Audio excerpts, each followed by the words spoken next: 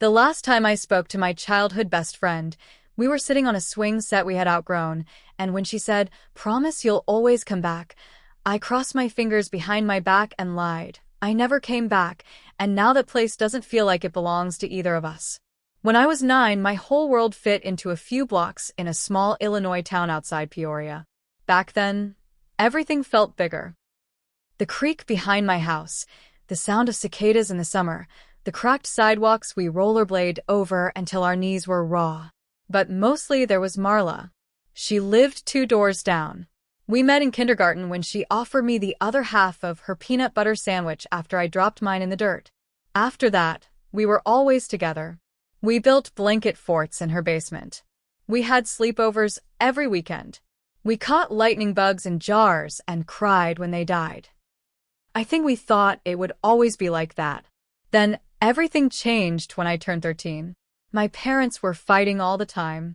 My dad cheated, my mom found out, and the next thing I knew we were moving halfway across the country to New Mexico to live with my mom's sister. It all happened fast. I didn't tell Marla until the night before we left. We were sitting at the old park we always went to. The swing set had gotten too small for us, but we still sat on it because it felt like ours. The bolts squeaked when we moved. The chains creaked. It was almost dark, and we could barely see each other's faces. Marla's eyes were full. She wasn't crying yet, but she would. She looked at me and said, "Promise you'll always come back, even if just to visit." I could have told the truth. I could have said, "I don't think I will." But instead, I crossed my fingers behind my back, gave her a sad smile, and lied. "Of course I will." She nodded, but I don't think she believed me. Not really. The next morning, I left town without saying goodbye. I didn't call. I didn't write. I ignored the messages she sent me that first year. Then I blocked her. I felt bad, but not enough to do anything about it. I told myself we were just kids and kids grow apart. Life moved on. I went to high school in Albuquerque. I made new friends. I dated people Marla would have hated. In college, I got busy with work and internships. I told myself it was normal to lose touch. But something about the way I did it, the way I disappeared, never sat right. I buried it though. I told myself she probably forgot about me too. Until 2 months ago. I was at home. I live in Dallas now, and I was scrolling through Facebook when a new message popped up. No name, no profile picture, just a gray silhouette. "You should come back. Just once. There's something I need to show you." That was it. That and a photo. It was the swing set. Or what was left of it. Burned. Melted down to warped black metal. The kind of damage that doesn't happen by accident. Behind it, carved into the tree we'd once scraped our initials into, were new words. "A promise is a lie with pretty words." My whole body tensed when I saw it. I tried to tell myself it was someone messing with me, but in my gut I knew it was her. I ignored it. A week later, I got a package. No return address. Inside was a Polaroid photo of me and Marla at the swing set when we were kids. I didn't even know that photo existed. I flipped it over. On the back, it said, "Still waiting." That night, I couldn't sleep. I stared at the ceiling for hours. It wasn't fear, not exactly. It was guilt. And a strange sense of something unfinished. I kept seeing her face when she asked me to promise. The next morning, I called in sick to work, packed a bag, and got in the car. I hadn't been back to that town in 15 years. I didn't know what I expected to find. I told myself I'd stop at the park, maybe leave a note, maybe just stand there for 5 minutes and get it out of my system. But when I got into town, things already felt off. There were parts of it that hadn't changed at all.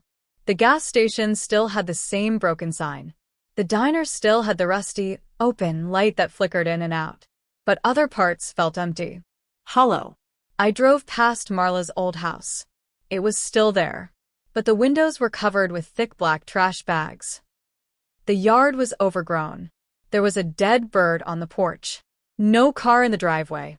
It looked like nobody had lived there in years. I sat outside for a long time. I almost left. But then I noticed something on the front door, a piece of lined notebook paper. taped crookedly. It was weather-worn and sun-faded, but I could still make it out. You said you'd come back. That was the moment my hands started shaking. I didn't knock. I didn't go inside. I just got in my car and drove to the park. When I got there, someone had spray-painted the word liar on the cracked concrete near the swing set. The bench we used to sit on was missing a leg, and the ground around it was scorched, like someone had set a fire and let it smolder. I didn't know what to do. I just stood there. Then I heard footsteps behind me. Slow. Measured. I turned around.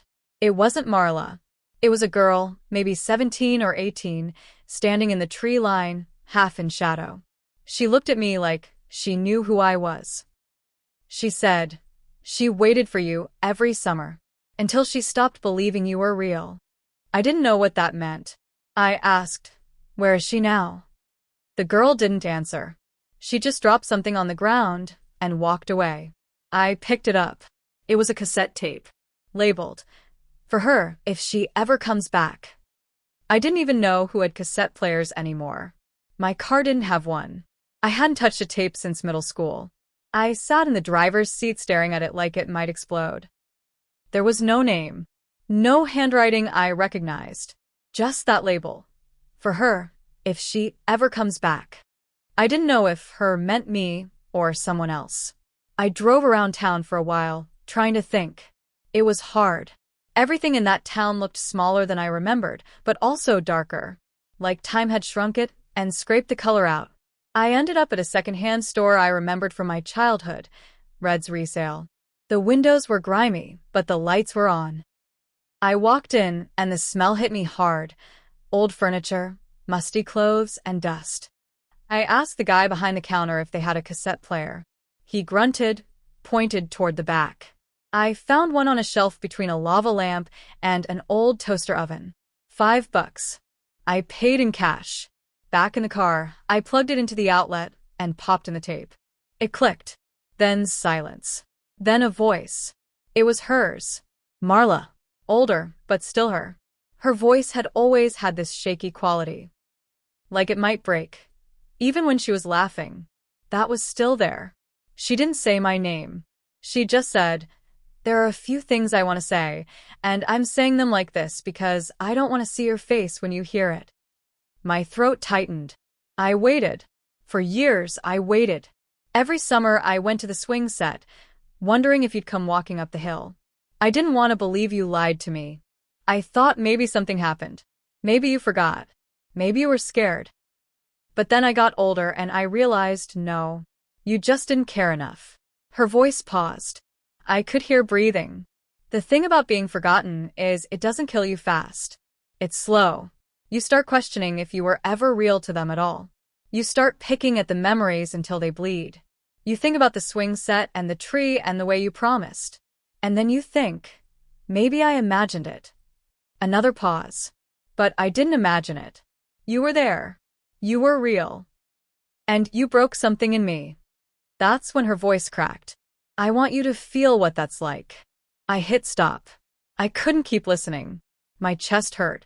The way she said it, so calm, like she had nothing left to scream, that scared me more than if she'd been yelling. I sat there for an hour, maybe more. The sky got dark. I was parked in the back of the lot near an abandoned warehouse, and the streetlights barely worked. I should have left, but I didn't. I kept thinking about the girl in the woods and the burned swing set and that note on the door. I started to feel watched. It wasn't paranoia. I swear something was off. My headlights caught movement in the rearview mirror. I turned fast, but there was nothing. Just trees. A rustling sound. Maybe wind. Maybe not. I was about to start the engine when my phone buzzed. New message. No number. Just. Still waiting. Want to see what's left of me? Attached was a new photo. It was a bedroom. Familiar. The wallpaper was the same pale yellow I remembered from Marla's house. There were holes punched into the wall. Scratches, deep ones like fingernails. The bed had no sheets. Just a torn-up mattress and a pile of burned photos in the corner. I saw my face in some of them, half burned. In one, Marla had drawn an X over my eyes. Another message came. Room's still here. So am I.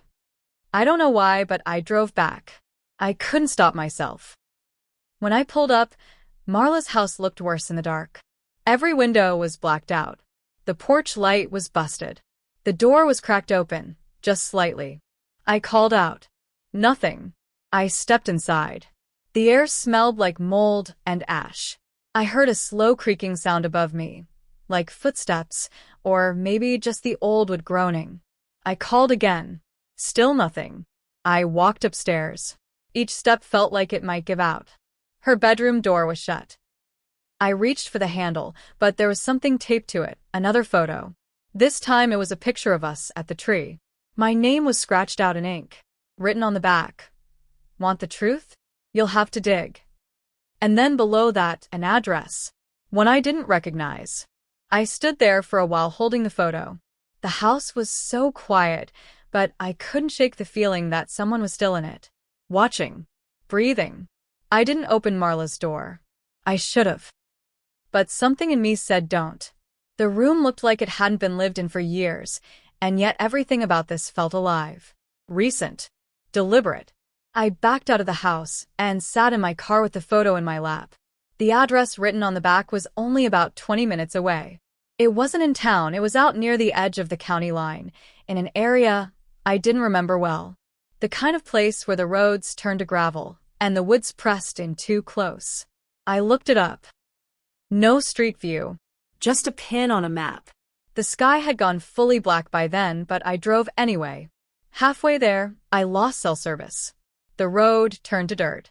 Then it narrowed, winding between tall trees that looked ready to swallow the car whole. I turned off the music. Every branch that scraped the car made me jump. Then, finally, I saw it. A small clearing.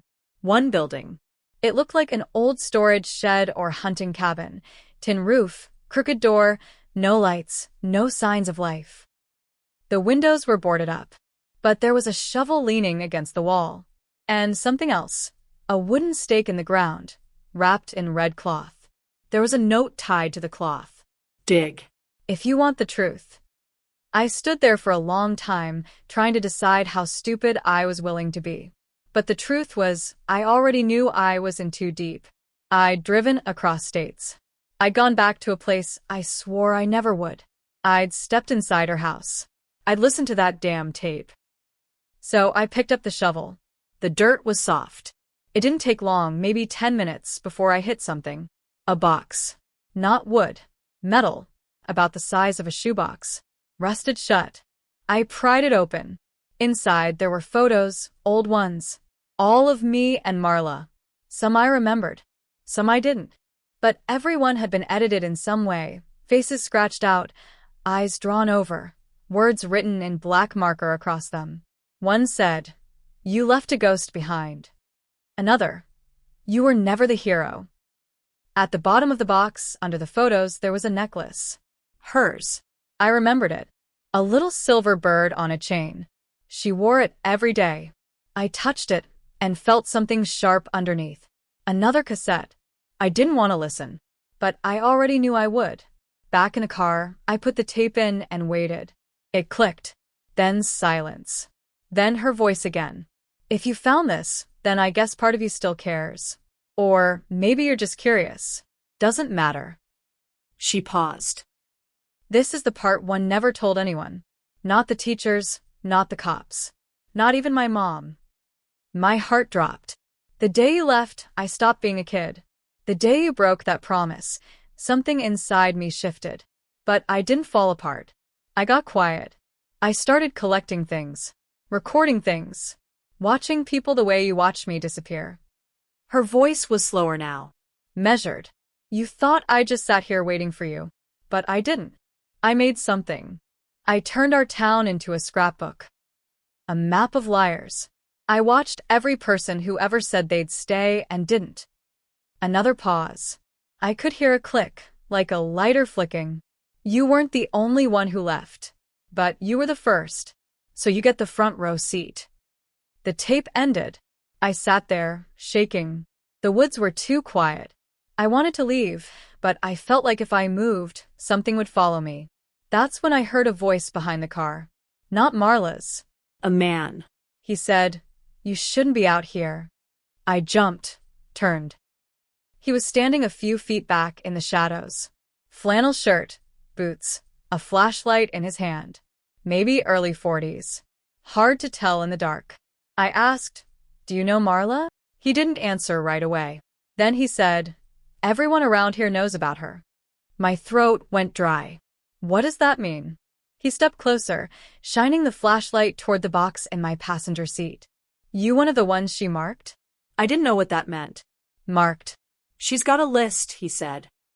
People who left. Broke things. People who think they can come back without facing what they did. I asked, "Who are you?" He shook his head. Wrong question.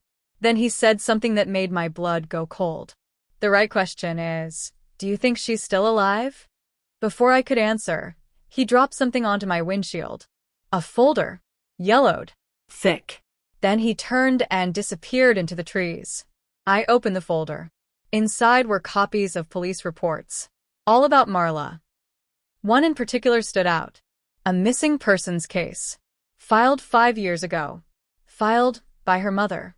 I sat in the car staring at that report, reading the same line over and over. Reported missing. Marla and Kessler. Last seen July 3rd, 5 years ago. The date hit me like a brick. That was the same week I got a random letter with no return address. Just a blank page and a drawing of a swing set. I had thrown it away. The reports showed her mom tried everything. Flyers, local news, even a private investigator. But nothing turned up. There was no trace. Not even her phone was found. The last sighting was near the woods, near where I just dug up that box. My hands were shaking, but I kept flipping through the folder. One photo was paper-clipped inside. It was a still from a gas station security cam. It showed Marla getting into a car. The image was blurry, but you could see her face. She didn't look scared. She looked calm. Like she knew exactly what she was doing. And behind her, in the driver's seat, it looked like someone else. A man. Face too dark to make out. I drove straight to the sheriff's office. I didn't care what time it was. I slammed the folder on the counter and told the deputy everything. The notes, the photos, the box, the cassette tapes. I expected to be laughed at or arrested. Instead, the deputy flipped through the file, face going pale. He looked at me and said, "Where did you get this?"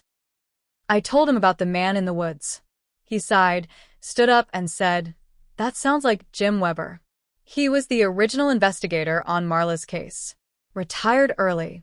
Never stopped digging on his own." "Why?" I asked. "Because," he said, "he never believed she was missing. He always said she disappeared on purpose. They kept me for hours, asking questions, checking the tapes, matching up the handwriting. They said they'd reopen the case. But I wasn't done. I couldn't leave town now. I checked into a cheap motel and tried to sleep, but I couldn't. Around 3 a.m., I heard a knock on my door. I froze. When I opened it, there was no one there. Just another box. Inside, a USB drive and one last note. "Time for you to feel what I felt." The drive had one file. A video. I pressed play. It was a screen recording. My social media. My contacts. My emails. All being copied. Erased. Replaced. And then my bank account. Zeroed out. She had taken everything. But that wasn't the worst part. The video cut to live footage. Of me. Walking into the motel. Getting out of my car. "You watched me vanish. Now you get to be the one no one believes." Then static. The next morning I called my job. My number was disconnected. My work email bounced back. My apartment management said I never renewed my lease. My accounts were locked. My photo was removed from the company website. It was like I'd never existed. I went back to the sheriff's office. The same deputy I talked to the night before looked me dead in the eye and said, "I've never seen you before in my life." Weeks passed. I couldn't leave town. My ID was useless. I tried to use my debit card at a gas station, and the screen just read, "Account closed." I tried to reach friends. They either didn't answer or claimed they didn't know me. And then the worst happened. I saw a flyer taped to a post outside the diner. It had my face. Underneath it said, "Missing. Do not approach. Mentally unstable. Call authorities." The phone number at the bottom wasn't the sheriff's office. It was disconnected. I ran to the mirror in the diner bathroom. There were words written across it in red lipstick. "This town never belonged to you, but it will always belong to me." I dropped to the floor. I stayed there for what felt like hours. A month later, I live behind a gas station in the same town I abandoned her in. People walk past me like I'm nothing. I use a fake name now. The few dollars I get go to food and cheap coffee. I can't prove who I am. The files? The tapes? The notes? Gone. Every trace of Marla? Disappeared again. The sheriff's office has no record. Even the burned swing set? Replaced. Restored like nothing ever happened. No one remembers her. But I do. And every night I go back to the old park, just to sit on what's left of that swing set. My legs hang off it, too long. Just like back then. And sometimes, right before dawn, I swear I hear it. That voice I forgot. "Promise me you'll always come back." And now I do. Every single day. She didn't just get revenge. She turned me into her ghost. She kept her promise. And made sure I could never keep mine.